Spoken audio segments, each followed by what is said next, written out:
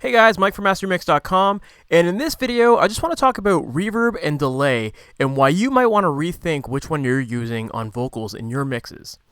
Now, one of the biggest things that I find happening with a lot of amateur mixes is that a lot of people tend to gravitate towards reverb right away.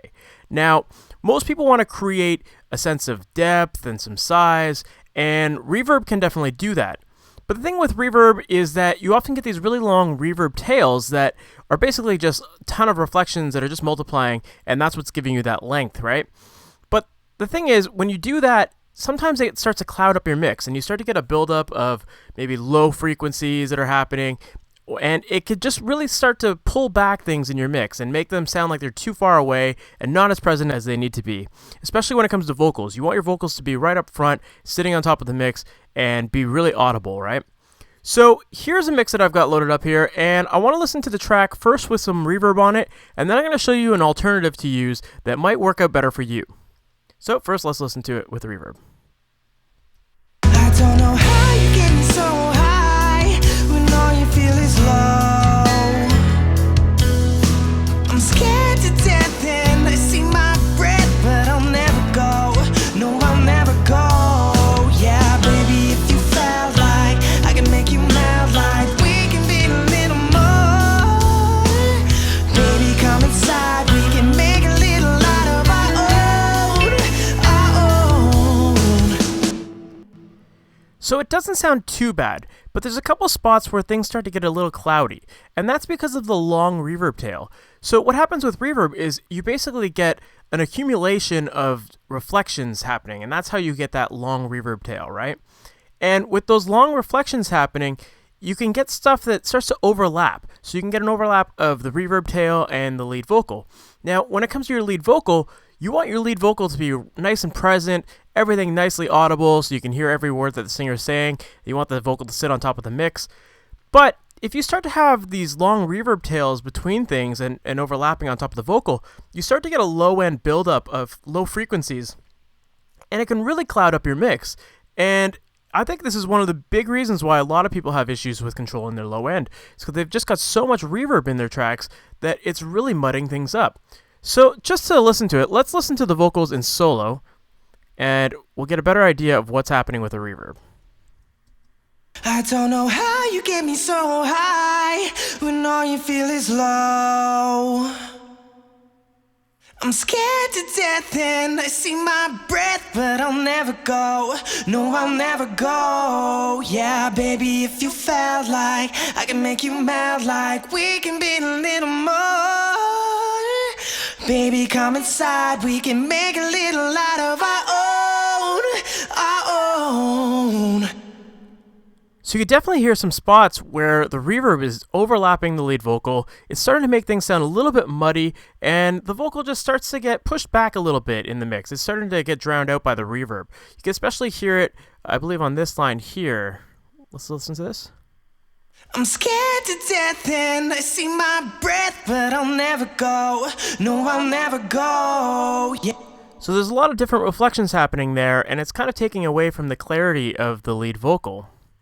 So now I want to show you an alternative to using reverb that I think might help you a lot more in your mixes. Let me just switch to the reverb here. And what I like to use instead is delay. And so this is my preset that I usually use to add a little bit of size and some depth to the vocals. And basically what I've got going on here is I've got a stereo delay. On the left side, I've got a delay of 120 milliseconds. On the right side, it's a delay of 240 milliseconds. And the reason for the two delays is so that we kind of create that effect of sound bouncing off the walls. But rather than have a prolonged amount of reflections, what I've done here is I've just set the feedback to 0. So we get one reflection and that's it. And so we're not going to be constantly stacking up reflections like we would have if we had a reverb tail going on. The other thing I've got going on here is that I also have this low-pass filter engaged on both the left and right channels. So as sound travels, it naturally loses its high-frequency content. We've simulated that here by having this low-pass filter set at 6K, And what this also does is it reduces the amount of sibilants and S sounds that you get so that the reflections aren't overpowering the lead vocal. They start to sound like they're in the distance, kind of like a reverb, but we're not getting all of that length because our feedback is set to 0%. So let's listen to how this sounds in the context of the mix. I'm scared to death and I see my breath, but I'll never go. No, I'll never go. Yeah, baby, if you felt like I can make you mad, like we can be a little more. Baby, come inside, we can make a little out of our own. So the vocal definitely sounds like it's a lot more in front. It still has some size and it still has some depth because we're getting those reflections. So if I were to solo these vocals again, we'll hear what the delay sounds like. I'm scared to death and I see my breath, but I'll never go. No, I'll never go. Yeah, baby, if you felt like I can make you mad, like we can be a little more. Baby. So now let's compare the delay to reverbs. I'm scared to death and I see my breath, but I'll never go. No, I'll never go. Yeah, baby, if you felt like I can make you mad, like we can be. So you can definitely hear that with the reverb we get this prolonged reflection that seems to overlap the vocals, whereas the delay offers just a little bit of a slap and seems to just create a little bit more clarity in the vocals because the reflection stops before the next word starts, and you get a lot more presence of the vocal. So let's listen to it in the context of the mix, and I'll flip between having delay and between the reverb. So first with the reverb. I'm scared to death and I see my breath, but I'll never go. No, I'll never go. Yeah, baby, if you felt like I can make you mad, like we can be a little more. And now I'll switch to the delay instead. I'm scared to death and I see my breath, but I'll never go. No, I'll never go. Yeah, baby, if you felt like I can make you mad, like we can be a little more. Baby, come inside, we can make a little out of our own.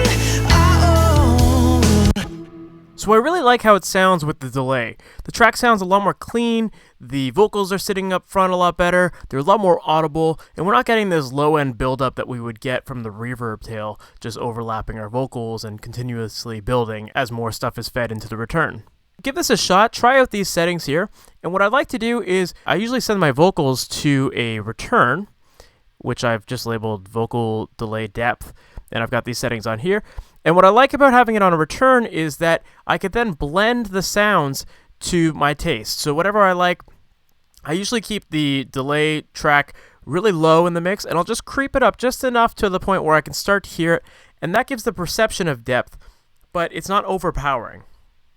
You really don't need that much reverb in your tracks. If you listen to the top 40 songs out there, whether they're rock songs, pop songs, rap, hip-hop, whatever, it doesn't matter. Most songs out there these days tend to feature pretty dry vocals with a little bit of delay in the background just to create some size, and occasionally you might hear some little reverb tails at the end of phrases just to fill in some gaps and to lengthen certain notes. But as a whole, you don't really hear a lot of reverb smothered all around a whole track. Now, there are certain exceptions to it, obviously. People like Adele, you're trying to create this big atmosphere of them singing in a concert hall. So yeah, you might have some reverb that's a little bit more present just to create that space. But for the most part, most rock songs, most pop songs, they're pretty dry with their vocals. So give this a shot, guys. Try it out and let me know what you think. If this is your first time hearing about Master Your Mix, check out the website, MasterYourMix.com. And that website is dedicated to helping people like you, engineers, producers, and artists create better recordings, better mixes, even from home. And while you're on the website, at the very top of the site, there is a link to download your free copy of the Ultimate Mixing Blueprint. And that's something that I've created to show you various EQ and compression settings to try in your mixes on a variety of different instruments so that you can get better results faster. So check that out.